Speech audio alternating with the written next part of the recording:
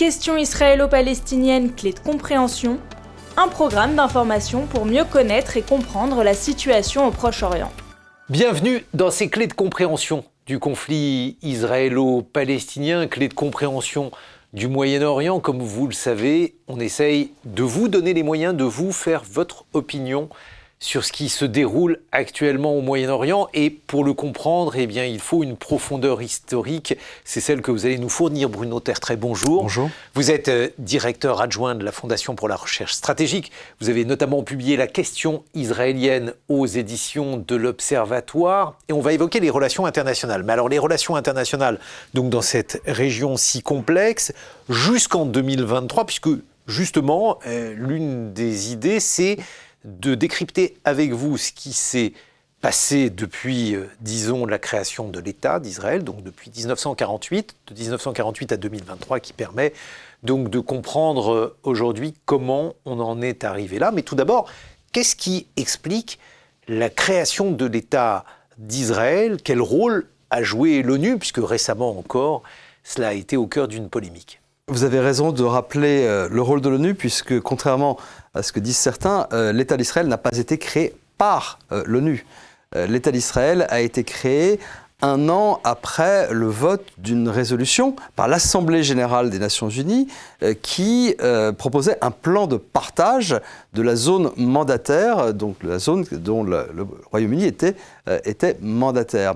Mais ce plan de partage ayant été refusé par l'une des deux parties, il n'a pas été appliqué. Donc il serait erroné de dire que l'État d'Israël a été créé par l'ONU. Qui l'a refusé? Les pays arabes, dans leur immense majorité, dans leur quasi-totalité. À partir du moment où il y avait un refus de ce plan de partage par les États de la région qui ne souhaitaient pas tout simplement la création d'un État juif au Moyen-Orient, il ne pouvait pas être appliqué. Dès lors, eh bien, ce sont les Israéliens eux-mêmes qui ont pris les choses en main et qui ont proclamé l'État d'Israël au moment même où d'ailleurs ils sont déjà, même avant la proclamation, déjà les États arabes sont entrés en guerre contre le futur État. Donc ça veut dire qu'en fait, il n'y avait pas de proposition alternative? Non, il n'y avait pas de proposition alternative. Et d'ailleurs, ce fameux plan de partage était lui-même considéré comme la moins pire des solutions parmi d'autres options possibles, deux États vivant côte à côte. Comme souvent, la politique, c'est finalement choisir la moins mauvaise des options. Il faut quand même rappeler que ce plan de partage avait été voté par les 2/3 des États de l'ONU à l'époque. C'était pas négligeable. Donc il y avait une certaine légitimité à cette conception de création de deux États vivant côte à côte. Mais, je le répète, ce sont d'abord et avant tout les Israéliens qui ont créé l'État d'Israël et non pas l'ONU. Donc c'est la guerre d'indépendance? C'est la guerre d'indépendance, puisque dès avant la proclamation de l'État, un certain nombre d'actions contre les forces juives ont déjà lieu. Et effectivement, cet État naît dans le sang, puisque effectivement cette guerre qui va durer quasiment un an va être l'acte fondateur de la géopolitique régionale, puisque non seulement l'État d'Israël est refusé par ses voisins, mais il s'impose par les armes, parce que c'est la seule manière pour lui d'exister. Mais alors, comment est-il accepté ensuite? Parce qu'Israël n'avait pas à l'époque, Bruno Tertrais, la puissance militaire que le pays a aujourd'hui. Numériquement, les Juifs sont évidemment très minoritaires dans la région. Qu'est-ce qui se passe? Il a très peu d'alliés. Il a très peu d'alliés jusqu'en 1967, puisque les États-Unis, il faut le rappeler, ne sont absolument pas un soutien absolu d'Israël dans les deux premières décennies. Il y a la France et la Grande-Bretagne qui, on le sait, établissent une connivence avec l'État d'Israël en 1956 pour la fameuse expédition de Suez. Pourquoi? Tout simplement parce qu'il y avait une sorte d'entente entre ceux qui voulaient s'opposer au régime de Nasser et les Français, parce que tout simplement Nasser était un soutien du Front de Libération Nationale en Algérie. Mais Israël n'a pas d'alliés formels et a très peu d'amis. Non seulement ça, mais on peut ajouter que Nasser est allié donc des mouvements décoloniaux, il prend la tête, cela, mais c'est aussi quelqu'un qui est armé par l'Union soviétique. Il est armé par l'Union soviétique, j'imagine qu'on parlera de l'Union soviétique tout à l'heure, mais effectivement, l'Union soviétique très rapidement pour des raisons qui tiennent en partie par la volonté d'expulser les Britanniques du Moyen-Orient, dans une moindre mesure les Français. Effectivement, l'Union soviétique se présente très vite comme le soutien aux forces décoloniales, aux pays du tiers-monde, et donc effectivement très tôt, c'est un allié de l'Égypte. À propos de colonialisme ou décolonialisme, il y a quelque chose que j'aime bien rappeler, puisque on reproche parfois à Israël d'avoir été un projet colonial. Alors en fait, moi je suis vraiment du côté de ceux qui disent que c'est un projet décolonial. La création d'Israël, c'est après tout quelque chose qui se fait à partir d'un mandat britannique, d'un territoire mandataire. Et donc, c'est un projet décolonial. Il s'agit d'établir sur ce territoire mandataire un État indépendant avec une population qui a des racines extrêmement anciennes dans la région. Donc, contrairement à ce que disent beaucoup de gens, le projet israélien, la création de l'État juif, n'est pas un projet colonial, c'est plutôt un projet décolonial. Et donc, si on poursuit sur cette question-là, c'est important ce que vous venez de dire, parce que donc, l'Union soviétique soutient l'État à sa création, et puis très vite, comme vous l'avez souligné, elle s'en éloigne. En 1965, dans les années 60, déjà, il y a un fort, une critique assez virulente de la part de l'Union soviétique d'Israël. En fait, il y a plus qu'une critique d'Israël. Dès la fin des années 1950 et surtout à partir du début des années 1960, l'Union soviétique donne le sentiment de renouer avec le vieil antisémitisme de la Russie tsariste. Et lorsque le discours soviétique décide de délégitimer l'État d'Israël, il le fait avec un vocabulaire qui est proprement terrifiant. On voit véritablement là se nouer la convergence dans le discours entre l'image de l'État d'Israël opposé bien sûr à l'Union soviétique, mais c'est un État nazi.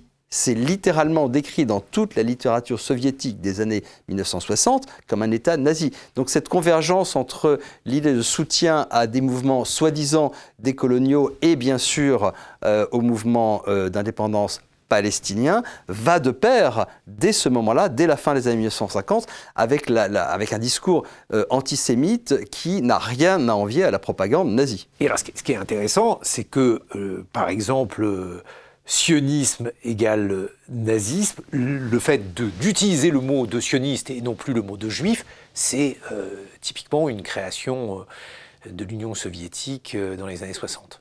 Oui, en fait, l'antisionisme moderne et la convergence, en fait, naît de trois racines qui sont très faciles à identifier dans l'histoire, dans le discours, dans les livres.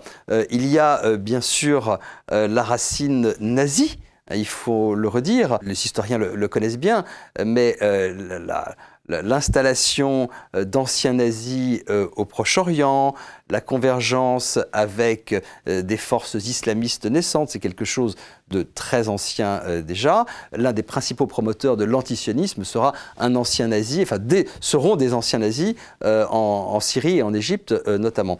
Ensuite, il y a une matrice ou une racine communiste, effectivement. Et enfin, il y a une racine peu surprenante, islamiste. Donc c'est la convergence des trois qui fait naître l'antisionisme moderne, c'est-à-dire celui qui commence à partir de la création de l'État d'Israël. Donc, avec des slogans forgés, par exemple en 1965, il y a tout un matériel de propagande que l'on retrouve encore aujourd'hui. 65-67, c'est une date importante, c'est la guerre des 6 jours. Quelle est cette guerre des 6 jours et en quoi marque-t-elle un tournant en matière de relations internationales ? Alors c'est véritablement le grand tournant. S'il fallait n'en retenir qu'un dans l'histoire depuis la création de l'État d'Israël, c'est probablement le plus important. Le plus important parce que d'abord c'est une attaque bien préparée par les pays arabes contre l'État d'Israël.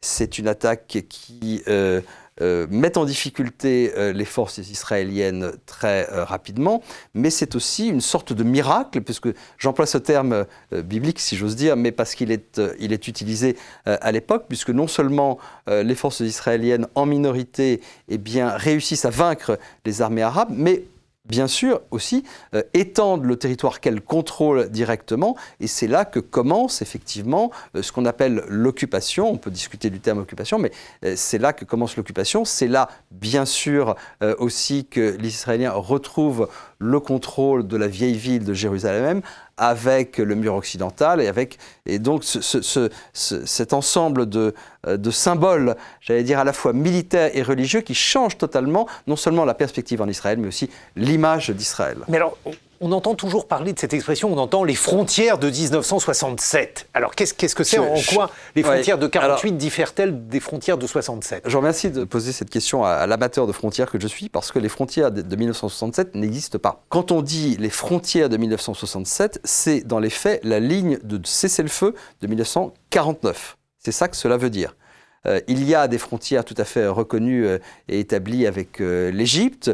Il y a une frontière incertaine non reconnue avec le Liban. Mais à l'ouest, les frontières n'existent pas, ou plutôt il y a des lignes de contrôle dans les faits. Ça c'est mon expression, mais ce sont des lignes de contrôle sécuritaires qui ne sont reconnues internationalement par aucun traité ou accord de paix. Donc les frontières de 1967 n'existent pas. C'est la ligne de cessez-le-feu de 1949. Alors, pourquoi cette nostalgie ? Que dessinent-elles ces lignes de cessez-le-feu, si j'emploie votre expression, Bruno Tertrais ? Eh bien, ce que ça dessine, d'abord et avant tout, c'est le caractère toujours provisoire, un provisoire qui dure, de ce qu'est Israël. Alors, on sait bien quel est le territoire central reconnu d'Israël, mais où commence Israël, où finit-il exactement ? C'est en permanence incertain. Alors, pour la plupart des Israéliens, ça ne l'est pas. Mais dans les faits, pour l'immense majorité des acteurs de la communauté internationale, l'État d'Israël n'a pas de frontières reconnues, ce qui, quelque part, ça c'est ma thèse, accrédite ou peut accréditer l'idée selon laquelle c'est un État récent, peut-être provisoire, ou en tout cas mal stabilisé. Et à mon sens, cette absence de frontières bien stables et reconnues par tous fait partie des raisons pour lesquelles la légitimité de l'État d'Israël n'est pas universellement reconnue. Les États-Unis, vous nous l'avez dit, Bruno Tertrais, au début ne se soucient pas tellement de cette question israélienne. Qu'est-ce qui change après, puisque les choses changent, on le voit ? C'est finalement le miracle de 1967 qui donne soudain une image dans l'opinion américaine d'Israël qui est quasiment de réalisation d'une mission divine. Pourquoi ? Parce qu'il faut toujours rappeler que les premiers soutiens de la cause israélienne, de l'État d'Israël aux États-Unis, ce ne sont pas les Juifs, ce sont les évangéliques qui représentent encore aujourd'hui quelques 30% de la population adulte et qui voient non seulement Israël favorablement parce que ce sont des gens extrêmement pieux et très attachés, bien sûr, au lieu saint, mais surtout parce qu'ils voient une communauté de destin entre l'Amérique et Israël, la réalisation d'un projet de pionnier avec une mission quasiment divine. Alors je ne dis pas que c'est le cas des fondateurs de l'État d'Israël qui étaient beaucoup plus laïcs, mais en tout cas cette convergence culturelle entre l'Amérique et Israël à partir de la victoire de 1967 devient extrêmement importante et explique en partie seulement, le soutien à partir de là de l'Amérique à Israël. Je ne dis pas seulement pourquoi, parce que bien sûr c'est la guerre froide et l'idée de contrer l'Union soviétique devient importante dans tous les calculs américains de cette époque. Donc il y a bien sûr aussi des intérêts plus larges. Mais c'est à partir de ce moment-là, contrairement à la France qui s'éloigne d'Israël justement en 67, c'est à partir de ce moment-là que se noue cette alliance très solide, alliance de fait, il n'y a pas de traité d'alliance, entre les États-Unis et Israël. Et alors, si l'on poursuit dans ce domaine-là, vis-à-vis des États-Unis, eh bien de plus en plus, il y a un alignement. Il y a un alignement aussi avec les Juifs américains dans des mécanismes d'ailleurs assez complexes. Il serait erroné de dire que tous les Juifs américains sont des supporters inconditionnels de la politique israélienne. D'ailleurs, il y a une très grande diversité de l'opinion des Américains juifs sur la politique du gouvernement israélien, et ça a d'ailleurs toujours été le cas. Ce qui est intéressant dans le cadre général des relations internationales d'Israël, c'est que à partir de 1967, les États-Unis mettent systématiquement leur veto au Conseil de sécurité des Nations Unies sur tout projet de résolution perçu, à tort ou à raison, comme excessivement défavorable à Israël. Aujourd'hui encore, dans la période récente, dans les 10 dernières années, je crois que la quasi-totalité des vétos américains, il y en a eu, c'est vrai, assez peu, ont été apposés à propos de résolutions visant Israël. Alors, justement, on parle de l'ONU. L'ONU, cela a donné naissance à l'UNRWA, une organisation dont on a beaucoup parlé depuis le 7 octobre. À quoi sert-elle? Pourquoi a-t-elle été créée? Alors, l'UNRWA est une organisation très particulière puisque les réfugiés dans le monde sont tous gérés par l'ONU, par le Haut Commissariat aux réfugiés, sauf les réfugiés de la région de l'ancienne Palestine, parce que théoriquement, ce n'était pas seulement les réfugiés arabes d'ailleurs. Et donc, il y a cette agence spécifique qui est créée à la demande de l'Assemblée générale des Nations Unies pour traiter les réfugiés de cette région. Et cela pose un problème de principe dès lors qu'il n'y a pas de raison objective pour laquelle les réfugiés de cette région seraient traités différemment de celle du Haut Commissariat pour les réfugiés. Ça, c'est fait à la demande des pays arabes et musulmans. Voilà, il faut être clair. Il y a un deuxième problème avec l'UNRWA, c'est que les réfugiés au sens de l'UNRWA, mais non pas du Haut Commissariat aux réfugiés, toute personne descendant d'un réfugié de 1948. Et donc là, on a véritablement un deux poids, deux mesures qui reste très troublant. Et on peut comprendre que cela fasse partie, ce deux poids, deux mesures, cette existence même de l'UNRWA, même qui par ailleurs, malgré des aspects condamnables, a joué un rôle humanitaire parfois très significatif. Mais on peut comprendre que cette existence même de l'UNRWA soit aux yeux des gouvernements israéliens successifs un exemple même du fait que l'ONU ne traite pas Israël comme elle traite les autres États. On pourrait aussi parler du Conseil des droits de l'homme, dans lequel Israël est stigmatisé 10 fois plus que d'autres pays bien pires en matière de droits de l'homme. Et c'est vrai que l'ONU, de manière générale, a mauvaise presse en Israël, en partie à cause de la création de l'UNRWA et du deux poids, deux mesures permanent qui est exercé à son encontre dans les diverses enceintes onusiennes. Si on poursuit, donc guerre de 67, guerre des 6 jours, guerre du Kippour, donc cette fois-ci en 1973, une situation donc de la part d'Israël qui à la fois change du point de vue militaire, s'accentue. Qu'est-ce qu'elle marque, cette guerre? Vous avez d'abord raison de rappeler que finalement, ce sont les grandes guerres qui ont marqué les étapes de l'insertion de l'État d'Israël dans la vie internationale. 1973, c'est une guerre très différente de celle de 1967. C'est une autre attaque surprise, mais c'est une guerre pour faire la paix, dans l'esprit d'Anwar el-Sadat. Dans son esprit, peut-être pas dans celui d'Hafez el-Assad, mais en tout cas dans l'esprit d'Anwar el-Sadat, il s'agit de renverser la défaite de 1967, montrer que les Arabes peuvent reprendre l'initiative, attaquer seulement les territoires qui sont occupés à l'époque par Israël, notamment le Sinaï, pour pouvoir ensuite faire la paix. Anwar el-Sadat en a souvent parlé. Je n'aurais pas pu faire la paix avec Israël et établir des relations normales avec lui si je n'avais pas lancé cette guerre qui pourtant se termine par un échec militaire pour lui. Justement, un échec militaire, mais des territoires occupés. Alors là aussi, ces territoires occupés, il faut définir ce qu'ils sont. Vous parliez du Sinaï, les choses vont changer. À cet égard, qu'est-ce que l'on peut dire pour que nos téléspectateurs comprennent, Bruno Tertrais? Alors, deux choses. Premièrement, il faut rappeler que Israël n'est pas un État expansionniste, sinon il aurait conservé tous les territoires qu'il a occupés depuis 1949. Or, la plus grande partie de ce territoire, c'est justement le Sinaï, qui a été restitué. Qui est un désert égyptien. Qui est un désert égyptien, mais les Israéliens savent faire fleurir le désert.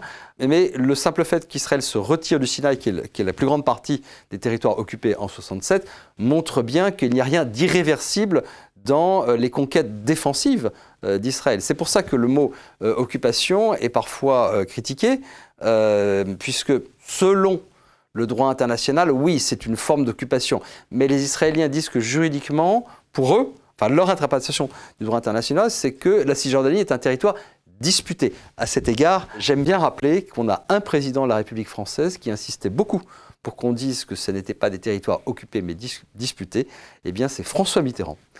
Alors par contre, le Golan, à ma connaissance, pas un territoire disputé. Alors le Golan appartient à la Syrie puisqu'il était partie du territoire syrien. C'est un plateau. C'est le plateau qui est au nord-est de l'État d'Israël. Effectivement, vous avez raison, c'est différent de la Cisjordanie à un double titre. D'abord parce qu'on peut discuter de ce qu'était la Cisjordanie ou la Judée-Samarie en 1949 et en 1967 surtout. On peut rappeler aussi que la Cisjordanie a été annexée, pas seulement occupée, mais annexée par la Jordanie. On l'oublie souvent, en 1950, c'est annexé par la Jordanie. Le Golan, c'est différent parce que c'est indubitablement une partie du territoire syrien, mais qui fait l'objet d'une occupation qui se veut défensive, puisque c'est en surplomb du lac de Tibériade, et donc ça permettait aux Syriens de tirer littéralement sur les habitants du nord d'Israël. Le Golan est occupé à la suite de la guerre de 1967, et il est dans les faits aujourd'hui annexé. Même si les Israéliens, au moins dans les années 2000, avaient décidé de négocier sérieusement avec la Syrie, la possibilité d'une paix et donc d'un statut différent, même peut-être d'une rétrocession du plateau du Golan à la Syrie. On n'en parle plus aujourd'hui. Je vous ai fait sauter à l'an 2000 immédiatement, mais on a sauté une étape extrêmement importante dans l'histoire des relations israélo-palestiniennes qui aurait pu être importante, les accords d'Oslo en 1993. Oui, les accords d'Oslo sont importants non seulement symboliquement, mais aussi sur le plan politique, puisque c'est la première fois qu'après tout, les Palestiniens vont gouverner eux-mêmes une partie des territoires dont nous parlons. Vous le savez, les accords d'Oslo sont premièrement considérés comme provisoires. Ils ne sont pas censés geler la situation définitivement. Mais surtout, ces accords d'Oslo établissent une différence dans le traitement de différentes parties du territoire de la Cisjordanie ou de la Judée-Samarie. Donc vous avez trois zones, une qui est sous contrôle dans les faits quasiment total des Palestiniens, de l'autorité palestinienne, une zone mixte et une zone qui reste sous contrôle israélien. C'est la première fois dans l'histoire que la population arabe de la région historique de Palestine se gouverne elle-même. Vous voyez parfois, notamment dans les pays arabes, mais pas seulement, on le voit en France, des cartes qui vous montrent la Palestine qui disparaît. L'idée serait de dire qu'il y avait une Palestine et qui aujourd'hui serait réduite à la seule zone A de Cisjordanie gouvernée palestinienne. C'est une reconstruction complète de l'histoire. Dans les faits, je le répète, les accords d'Oslo instituent un régime politique qui est pour la première fois un régime d'autonomie très forte des populations arabes de Palestine. Bon, mais les accords d'Oslo achoppent. Les accords d'Oslo achoppent sur deux choses. Première chose, il devient plus difficile de proposer un statut final un statut final des territoires dits occupés ou disputés, parce que finalement, pour les deux parties en présence, cela voudrait dire mettre un terme définitif à leur consensueux et à ces récits contradictoires de l'histoire et à certaines aspirations, à la fois du côté israélien, pour les plus radicaux des Israéliens, et bien sûr aussi pour une grande partie des Palestiniens. Donc, j'allais dire que c'est comme un escalier dans lequel plus on avance, plus les marches deviennent hautes. C'était par nature difficile d'aller plus loin et de mettre un terme définitif au conflit. La deuxième raison, c'est le terrorisme, tout simplement. Le terrorisme de factions palestiniennes, le terrorisme du Hamas et du Hezbollah. Enfin, le paysage sécuritaire d'Israël change à ce moment-là, ce qui change aussi la perspective pour la conclusion d'un éventuel accord de paix final. Alors, vous avez prononcé un mot extrêmement important, le Hezbollah, parce que entre la guerre du Kippour et les accords d'Oslo, il y a eu un fait majeur dans le Proche-Orient, c'est la prise du pouvoir des mollahs à Téhéran, autrement dit la chute du régime du Shah. Et ça bouleverse tout, Bruno Tertrais ? Oui, ça bouleverse le paysage sécuritaire pour Israël de manière très profonde.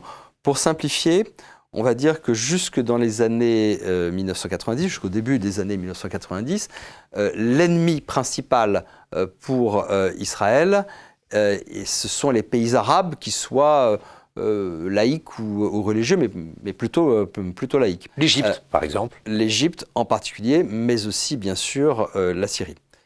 À partir de la révolution iranienne et graduellement jusque dans les années 1990, l'ennemi principal devient la théocratie iranienne, ce qu'on appelle le régime des mollahs. En fait, c'est pas seulement des mollahs et c'est pas seulement une théocratie, c'est aussi un régime militarisé dans lequel les gardiens de la révolution ont un poids extrêmement important. On a le droit de poser une question candide. Pourquoi ? Pourquoi y a-t-il une telle opposition d'emblée entre Israël et l'Iran ? Alors, entre les Juifs et les Perses, il n'y a pas d'inimitié historique. Pendant la période du Shah, il y avait même une coopération entre Israël et l'Iran. Donc, ça ne se passe pas entre Israël et l'Iran, ça se passe entre la République islamique iranienne et l'État d'Israël.